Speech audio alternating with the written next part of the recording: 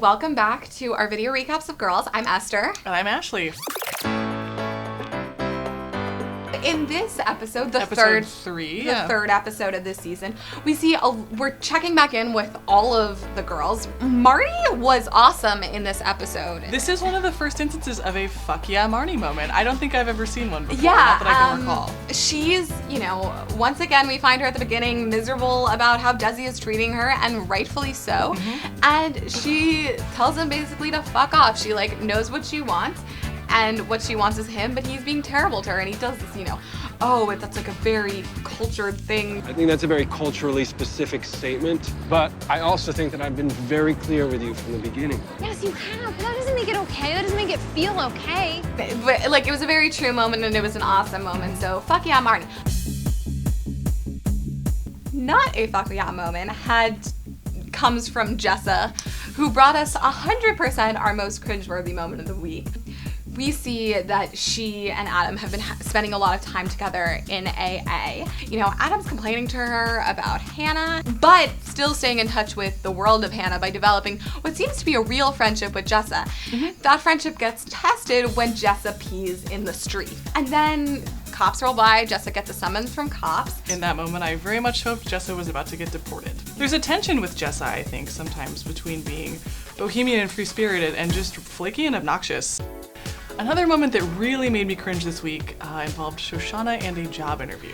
They're really taking the entitlement card very far this week. Shoshana goes into a job interview with an Ann Taylor Loft. Ann Taylor Loft. Ann Taylor Loft. Great place for Shoshana. Totally should work there. It's funny because the scene starts out I'm so proud of her almost at the beginning of the scene. I'm like, yeah, Shoshana, she's about to get a job. You get a job. You enter the real world. You be better than the rest of these girls. But then she turns out on her head with this idea that, this was a practice interview. It was a practice interview, which, practice interviews aren't a real thing. Pro tip. I think in my heart of hearts, I knew that this was really just a trial interview.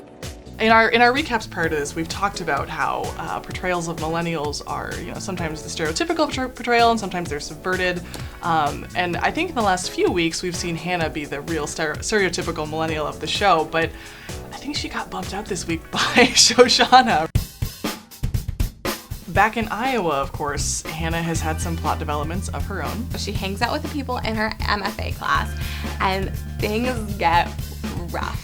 Things get rough. It starts out where people are on Hannah's side, interestingly enough, but then it sort of turns, and Hannah sort of starts to call every single member of her workshop out. It gets very ad hominem very fast. Yeah. For example, look at Jeffrey. What a little rich, whiny white guy. Thinks he's Updike. Thinks it's a revolution that he hates his parents. But she also has a point.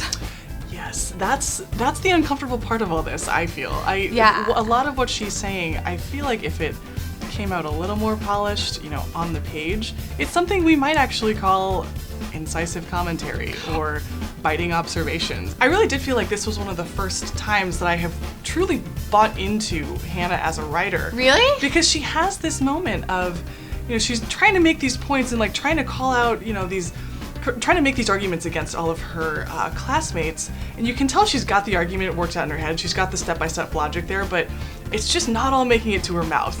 She's making the point that basically these other writers are trying to be something that they're not. Whereas it's a moment where you actually feel sort of proud of her for being secure in who she is, not just as a person, but as a writer as well. That brings us back to New York. And something strange is going on with Adam. Something very strange is going on with Adam. Jessa asks Adam, how are things going with what's her name, what's her face? How have your nights been with what's her face? And doesn't really seem like that's Hannah. Are we gonna find out who what's her face or what's her name is? And, if that's a thing and Hannah is uncomfortable in her world in Iowa, how do those two things come together? What have you heard from Adam? You talked to him?